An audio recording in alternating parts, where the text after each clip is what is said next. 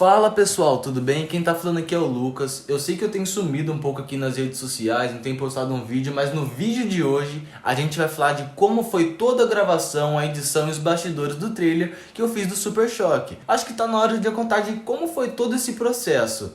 Pega só. Last night,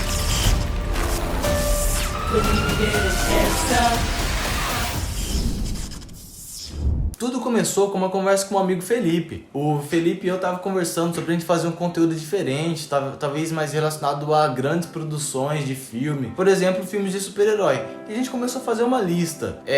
Homem-Aranha, Capitão América, Homem de Ferro. Só que assim, alguns deles seriam meio que impossíveis a gente fazer com qualidade. E a gente começou a perceber que existiam poucos heróis negros em cena. Tem o Pantera Negra, que tem um alto nível de representatividade. O Falcão, Miles Morales, por aí vai. Mas a gente queria colocar um pouco da essência de um herói negro em cena. E um dos heróis que a gente queria fazer era o Miles Morales, por conta que na época tava tendo um grande hype pro Homem-Aranha Sem Volta Pra Casa. E a gente ficou pensando, poxa, mas tem tanto curtas de fã voltado ao Homem-Aranha, Miles Morales, a gente teria que trazer um herói da essência da nossa infância. Um herói que falasse um pouco do nosso estilo, tá ligado? E principalmente teria que ser um herói negro, porque a gente queria trazer um pouco dessa representatividade. Muito mais do que uma história, muito mais do que um efeito, é o significado por trás da história. Por isso que a gente deu um pouco essa importância para esse personagem. Listamos vários outros heróis, além do Miles Morales, Lanterna Verde e por aí vai. Lembramos de uma coisa que grandes brasileiros já foram impactados na sua infância. Tão famoso Bom Dia e Companhia. Nele passava um herói que eu assistia direto e o Felipe também, o Super Choque. Daí tudo começou a ir para um rumo completamente diferente. Por quê? Tivemos que estudar o personagem a fundo. Eu mesmo não conhecia a origem certinha do Super Choque. Então a gente estudou o personagem a fundo, pegou pontos que a gente poderia trabalhar, pegou pontos que a gente poderia explorar que não foram explorados no desenho e a gente criou algo novo, mas com a essência do personagem. A gente não pode dizer que aquilo é completamente o personagem original que nem no desenho. Até mesmo o Super Choque tem diversas versões dele nas histórias em quadrinhos da DC. E após todo esse estudo, a gente criou uma atmosfera em que ele seria representado como o nosso Super Choque, sendo assim, um Super Choque meio BR. Eu tenho que tomar mais cuidado com isso. A gente queria fazer algo com o estilo de filmes de super-herói, com uma pegada mais séria, um pouco de comédia e um clima bem cinematográfico.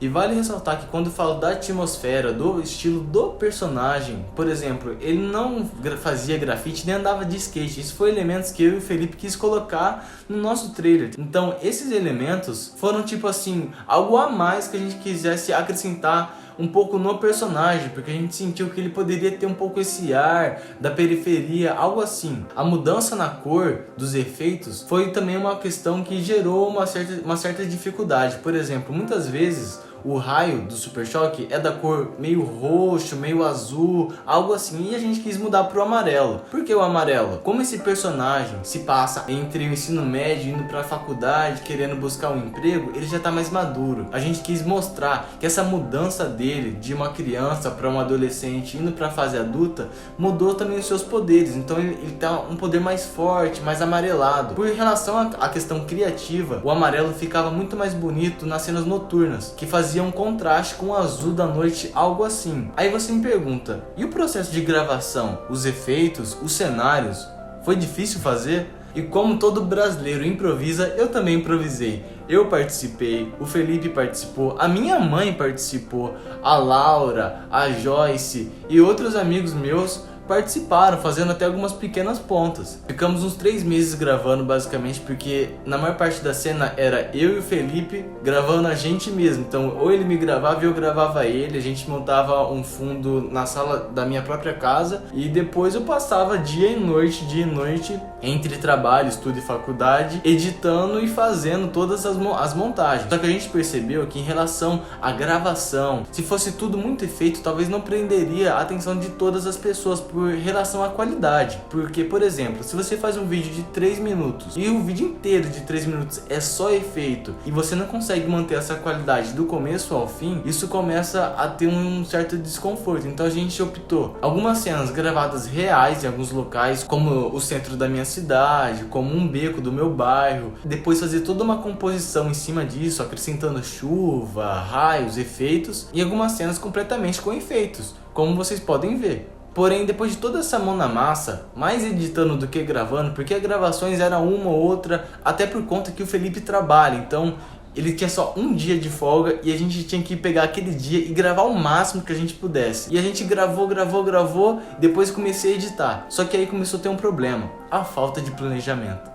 Porque o que acontece? Porque eu trabalhava fixo, estudava e ainda estava fazendo uma coisa que era a minha paixão. E assim, não estava dando certo pela falta de organização que eu tive durante esse projeto. A gente precisa às vezes dar uma certa importância ao que a gente ama e ao que a gente precisa, entendeu? E eu precisava muito disso, porque a vida é única. A gente sabe que a gente tem uma coisa ali que nós mesmos conseguimos fazer e colocar em prática. Não custa nada você tirar um tempo e fazer uma coisa que você ama e mostrar para as pessoas, por mais que talvez não tenha um grande resultado. Às vezes o grande resultado não é para as pessoas, mas para si mesmo, entendeu? E é por isso que eu amo muito compartilhar muitas das coisas que eu faço com vocês. E assim, claro, é muito bom receber um comentário positivo, dando aquela motivação. Motivação sempre leva isso pra frente. Mas vocês falar, pô, deu mancada ali, tá ligado? Você deveria ter se planejado mais, deveria ter gravado de tal maneira, ou usado um efeito desse jeito e tal. Isso sim causa uma melhoria. Mano, motivação sempre vai ser